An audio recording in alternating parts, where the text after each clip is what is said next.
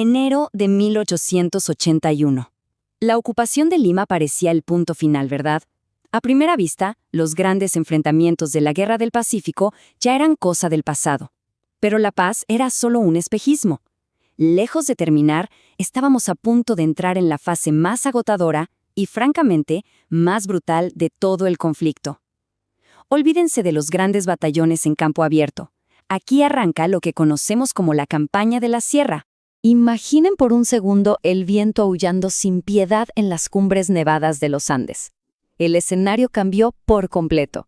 Ya no hay costa, ya no hay desierto ardiente. Hablamos de senderos estrechos a miles de metros de altura, donde literal falta el aire y el frío extremo cala hasta los huesos. Fue una auténtica cacería en el techo del mundo, una que puso a prueba los límites absolutos de lo que un ser humano y un ejército pueden soportar. Parte 1. La guerra en las alturas. Fíjense en este número, 3. 3 largos y agónicos años duró esta pesadilla en las nubes. Y esto es muchísimo más tiempo del que cualquier estratega militar de la época hubiera calculado. Lo que sobre el papel parecía una victoria rápida para consolidar el control tras la caída de Lima, se volvió un verdadero infierno logístico y el inicio de una etapa tremendamente letal. Parte 2. El brujo de los Andes. Y la resistencia peruana en esta etapa tuvo un rostro inconfundible: Andrés Avelino Cáceres.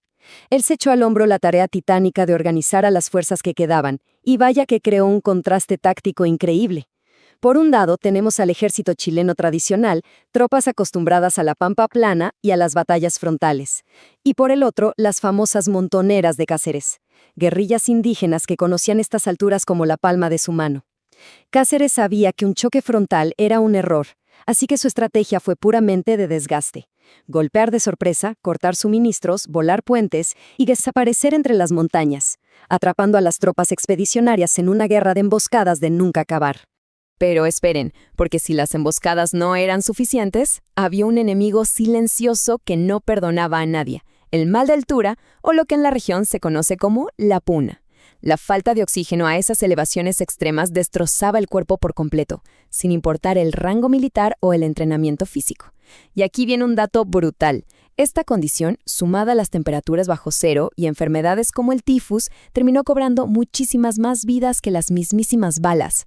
Una verdadera locura. Parte 3. El asedio de la Concepción. 77 contra más de 2000. Un desequilibrio numérico que impacta. 77 jóvenes soldados chilenos del regimiento Chacabuco completamente acorralados por fuerzas regulares y montoneros. Ocurrió en una pequeña iglesia de piedra en medio de la Sierra Nevada, un escenario que estaba a punto de presenciar uno de los choques más sangrientos y trágicos de toda la guerra. Todo estalla el 9 de julio de 1882. Hora 1, el pueblo queda 100% rodeado. Al llegar a la hora 10, ya es plena noche y el combate no da tregua. Los defensores están totalmente aislados, pero se niegan a rendirse, una y otra vez, pese a la inmensa desventaja. Y bueno, al llegar a la hora 20, la situación es insostenible. Sin balas, los últimos 5 hombres en pie se lanzan en una carga a la bayoneta, sabiendo que es su final. 0 sobrevivientes. Fue una tragedia monumental que, a fin de cuentas, encendió el impulso final del ejército que los perseguía. Parte 4. El golpe de Huamachuco. Damos un salto de exactamente un año. 10 de julio de 1883. La persecución por fin alcanza su punto de quiebre. El coronel Alejandro Golostiaga logra arrinconar a Cáceres en las alturas de Huamachuco. Fue un enfrentamiento desesperado, con ambos bandos al borde del colapso físico total. Al final, las líneas de la resistencia peruana se rompen definitivamente. Es una victoria militar total. El ejército que sostenía la defensa en las montañas quedó desarticulado, y el mismísimo brujo de los Andes se vio obligado a huir solo hacia las nubes, apagando así la última gran llama de resistencia en la cordillera. Parte 5. El Tratado de Ancón. Con las armas por fin en silencio, el derramamiento de sangre dio paso a la diplomacia. Los acuerdos formales redibujaron literalmente el mapa de Sudamérica. Firmado el 20 de octubre de 1883, el Tratado de Ancón cedió la riquísima provincia de Tarapacá a Chile, a perpetuidad. Por otro lado, los territorios de Tacna y Arica pasaron a administración chilena por un periodo inicial de 10 años. Un acuerdo diplomático bastante tenso que de hecho tardaría muchas décadas en resolverse por completo. Parte 6. El legado del conflicto pacífico. Ojo, que este conflicto no terminó con una simple firma en un papel, transformó a una región entera. De las cenizas de esta guerra emergió una nueva potencia hegemónica en el Pacífico Sur. La enorme expansión territorial trajo consigo una transformación económica sin precedentes, impulsada casi en su totalidad por la riqueza del salitre.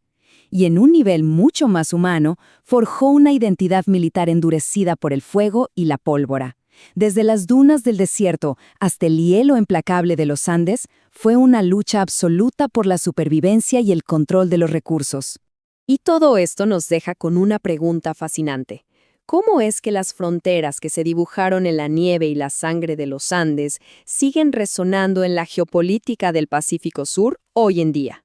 Porque, a ver, el altísimo costo de esta guerra y esos 3 años de agonía en el techo del mundo no son solo una página en un libro de historia antigua, son los cimientos mismos de las relaciones internacionales modernas en esta región. Es un eco que definitivamente todavía se escucha. Ha sido un gusto compartir este análisis con ustedes.